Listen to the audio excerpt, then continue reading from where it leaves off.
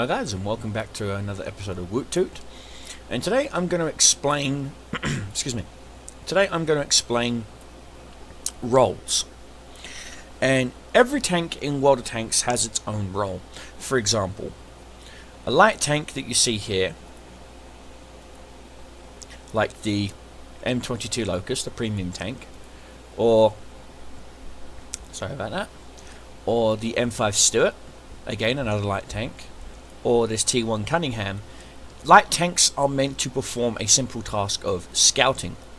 Now, scouting means you find a specific advantage point on the map where you're looking over a valley, excuse me, or you're hiding behind a building, looking through a window or through a doorway, and you can spot the other enemy tanks and you relay their positions to your team so that they can then react, if you will.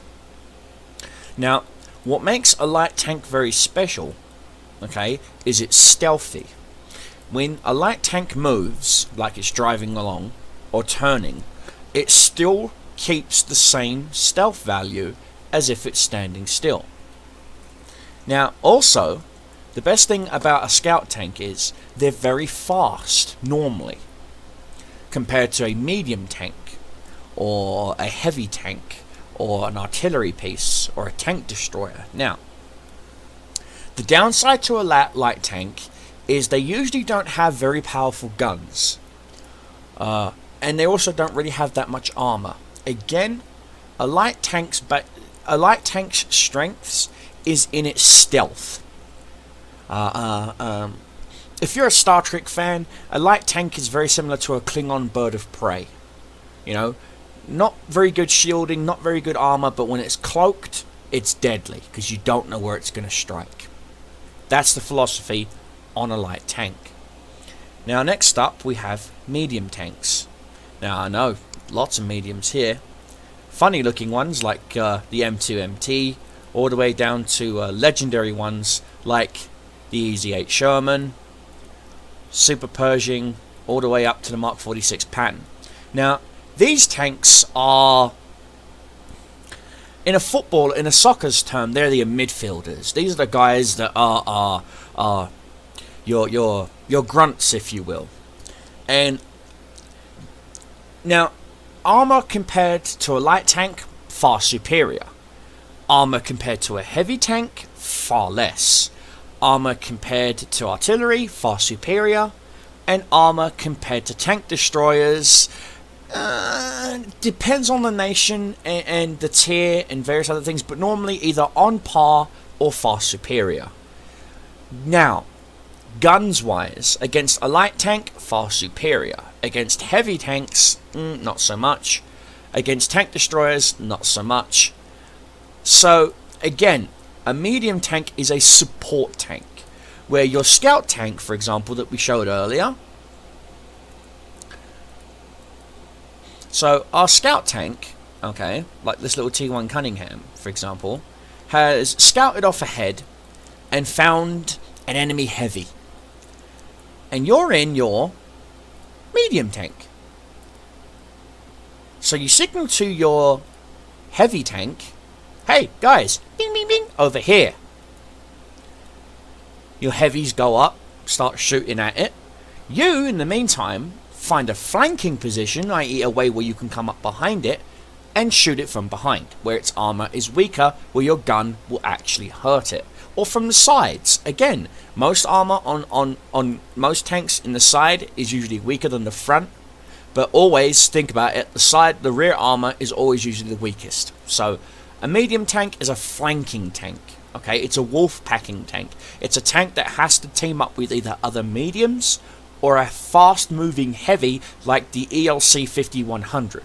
Okay, now I'll get onto that in another episode. Now, the big granddaddies, heavy tanks, the linebackers, the riot shield using mofos from COD that seem to just absorb bullet after bullet after bullet. Well, that's what these guys are. Really good armor comparing to a light or a medium. Okay, their only tanks that can rival these guys is either heavies, tank hunters or tank destroyers, or artillery. Now, why artillery, are you thinking? Because they don't have speed. The majority of heavy tanks, because they are moving such a big heavy gun and lots of big heavy thick armor, that poor little engine that they have has to work twice as much. So most heavy tanks do not have the speed of a medium. So what you've got to take into account with a heavy tank is now, and this is another problem that most heavy tank drivers do, is they tend to stay back and try and snipe. Most heavy tanks guns, for example, here's a 120mm on the T-34 American Heavy, 105 on the American T-32. Now, excuse me, look at the accuracy of these guns. 0.441. Ouch. You ain't hitting anything at 400 meters. At 300 meters, you'll barely hit something. At 400 meters, good luck. So, being a sniping tank, not that good, really, is it? Plus, what most people don't seem to understand in World of Tanks is your shells or your bullets lose penetration over distance. So if your target is 500 meters away and your penetration is 198, you won't hit the tank with 198 millimeters of penetration. You'll hit it with, say, 160 or even less, 120. And you just won't penetrate. So, heavy tanks are your frontline infantry. They are meant to get into the grill, into their faces. Okay? And, of course, let's take a look at the one thing that actually puts the fear of God into heavies. Tank destroyers. Ooh. These things are stealthy. Almost as stealthy as light tanks. Stealth-wise, they're in between light tanks and medium tanks. A medium tank, when it's moving, only has a 5% camouflage rating, which means if a medium tank is moving, you will spot it. If a heavy tank is moving, you will spot it. But if a tank destroyer is moving, it still keeps some of its camouflage rating very similar to that of a light tank. Now, these are the tanks that put, literally, the fear of God into heavy tanks. Why? Because they have guns as powerful, if not more powerful, than heavy tanks that will go through their armor like a hot knife through butter. Okay? Again, what puts the fear of God into tank destroyers? Well, that's simple. That would be artillery. Now, I'm not much of an artillery player. As you can see, I only have one artillery piece. And I'm still getting to learn how artillery plays. Again, I'm not an artillery player. But artillery, and believe it or not, light tanks. Now you're thinking, a light tank? Why would a big scary tank destroyer be afraid of a light tank? Well, light tanks have speed. As I was telling you, just like the medium tanks. If you can get behind a tank destroyer where its armor is weakest, you can actually kill a tank destroyer. Now, I'll be showing you some gameplay footage of me using the 5916. Okay, I have two replays for you. The first one, I got my mastery badge, which means I actually did the best in the top 10% in the server using this. And the next one, I quite literally just didn't care. I was the lowest tank on the tier. I was tier 6 in a tier 10 game. And I was like, I'm a one-shot. And I would have been. But I waited patiently. I waited for the enemies to make mistakes and I counter-reacted. I did what a scout is supposed to do. Now you understand the roles for each tank, okay? Let's talk about some of their bonuses, shall we? Light tanks. As I said, they keep their camouflage rating even if they're moving. Okay? Medium tanks. Just all around, well, good tanks. On a thumbs up to thumbs down rating, they've got meh armor and meh guns. You see what I'm saying? They are tanks that can sway the tide of battle if they're used right. But a medium tank is literally the backbone of any team. And next up, heavies. This is an awkward looking heavy, the KV2. Well, what you see here is a Soviet KV2. Now, it is a heavy, but it's a very unique heavy. It's a heavy that gets to use artillery guns. You're thinking, artillery guns? Yes. Right there. That is the howitzer 152mm. But instead of it firing straight up and lobbing a shell, this gun points forward and shoots it right directly at you. So, but it is a heavy, so it's slow.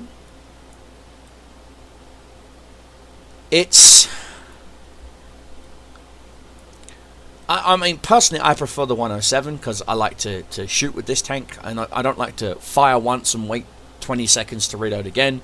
I'd rather fire once, wait 6 seconds, fire again, wait 6... Again, I get that from being a medium tank player. I prefer medium tanks. That's my role. I like medium tanks. But the heavy is the sword and the shield of any army. Some heavies are designed to absorb damage. For example, T29, T34, T32, very good strong turrets designed to absorb a lot of punishment before giving up the ghost. There are some mediums that are designed to take a lot of punishment before giving up the ghost. One of them that comes to mind is the Super Pershing. Why? Because it has a lot of spaced armor, and spaced armor loves to absorb all HE based ammo, so HE, HE, and various other ammunitions of that type, because the spaced armor just says, no, you're not going to hurt me. Now, armor piercing rounds, again, will hurt you, but there are ways around that. And let's see.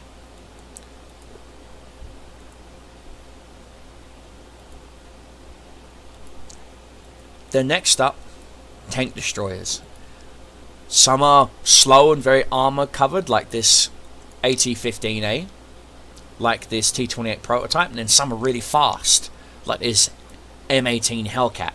Now, again, tank destroyers keep their camouflage rating.